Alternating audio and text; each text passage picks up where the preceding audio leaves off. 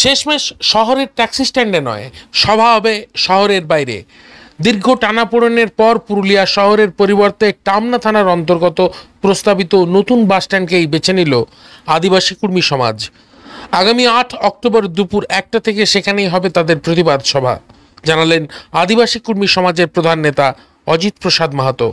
অন্যদিকে পুলিশ সূত্রে খবর, ওই দিন সভা শেষে কর্মী সমাজের তরফে জমা দেওয়া স্মারকলিপি গ্রহণ করা হবে পুরুলিয়া বেলগুমা পুলিশ লাইনে। মূলত পুরুলিয়া শহরের ট্যাক্সি স্ট্যান্ডে সবার অনুমতি চেয়েছিল কর্মী সমাজ, কিন্তু জমায়েতের সম্ভাবনা, পার্কিং সমস্যা ও আইন শৃঙ্খলার কথা মাথায় রেখে তাতে সায় দেয়নি জেলা পুলিশ। পরে শহরের হিলভিউ গ্রাউন্ড, রাসমেলা প্রাঙ্গণ ও এমএসএ গ্রাউন্ডে সভা করার প্রস্তাব দেয় সংগঠনটি, কিন্তু শহরের ওই 3 জায়গাতেও অনুমতি মেলেনি। প্রশাসনের তরফে জানানো হয়েছিল শিমুলিয়া, ডুড়কু বা হুলহুলিটার এই 3টির মধ্যে যে কোনো একটিতে সভা করতে পারেন তারা। অবশেষে সমাজ নতুন বাসস্ট্যান্ড এলাকাকে সভাস্থল হিসাবে চূড়ান্ত করে, তাতে প্রশাসনেরও আপত্তি নেই। 20 সেপ্টেম্বরের ঘটনাকে ঘিরেই এই প্রতিবাদ সভা। সেদিন অনির্দিষ্টকালের রেল ও সড়ক অবরোধের ডাক দিয়েছিল কর্মী সমাজ, কিন্তু কলকাতা হাইকোর্ট সেই অবরোধকে বেআইনি ও অসাংবিধানিক ঘোষণা করে পুলিশকে পদক্ষেপ নিতে নির্দেশ দেয়। হাইকোর্টের নির্দেশে রাজ্য জুড়ে অবরোধ ঠেকিয়ে দেয় পুলিশ। তারপর থেকেই পুলিশি সন্ত্রাসের অভিযোগ তুলে প্রতিবাদে সরব হয়েছে আদিবাসী কর্মী সমাজ। ওই দিন জিউদারু গ্রামে পুলিশ ও সমাজের সদস্যদের মধ্যে তুমুল বচসা হয় এরিয়া ডমিনেশনকে নিয়ে। অভিযোগ, জিউদারু ও লাগোয়া চয়াডি গ্রামে পুলিশের আচরণে আতঙ্ক ছড়ায় স্থানীয়দের মধ্যে। কয়েকদিন পর সেখানে যান কর্মী সমাজের নেতা অজিত প্রসাদ মাহাতো ও জেলা কংগ্রেস সভাপতি নেপাল মাহাতো। পুজোর আগে সেখানে যাওয়ার অনুমতি না পেলেও রবিবার ওই 2 গ্রামে গিয়ে স্থানীয়দের সঙ্গে দেখা করেন ঝাড়খণ্ডের প্রাক্তন উপমুখ্যমন্ত্রী ও আজসু সুপ্রিমো সুদেশ মাহাতো।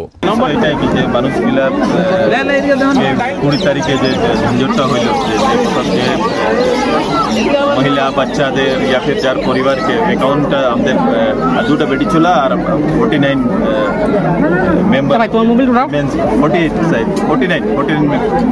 मेल के जरा के अरेस्ट करा হয়েছে। ওরে পরিবার সঙ্গে দেখা করতে আসেছি যে কাটা বাইরে আমরা শুনতেছি জি ভাই লোক হাঁটান রে পুলিশ আসলো পুলিশ আসে লাঠি চার্জ, বেটি ছেলার সঙ্গে অত্যাচার, ছেলার সঙ্গে অত্যাচার করলো, সেটা ওদের মুখে আজ শোনা হয়।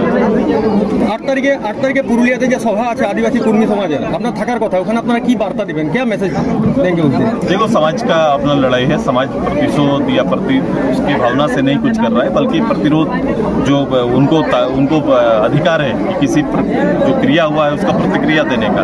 तो ये तो अधिकार भारत का मौलिक पूरा सिस्टम के अंदर में है। एक समाज को अपना हक अधिकार के लिए लड़ रहा है, उसके साथ उसके परिवार के साथ जाती हुआ है, तो प्रतिशोध नहीं बल्कि प्रतिकार में एक कार्यक्रम आहूत किया है, इसकी सूचना है। पहला दिन भी आपको रोका गया था, आज भी रोका गया था, क्या बोलेगा? पुलिस काहे बार-बार रोक रहे हैं? पता नहीं, यहाँ के शासन को ये लगता है कि गांव और अपने परिवार से मिलने से उनका लॉ एंड ऑर्डर में कोई शायद फर्क पड़ेगा। लॉ एंड ऑर्डर तो पब्लिक के लिए होता है, इन्हीं के लिए होता है ना। इनके घर में शांति रहे, ये अशांत न रहे, ये ज्यादा जरूरी है ना।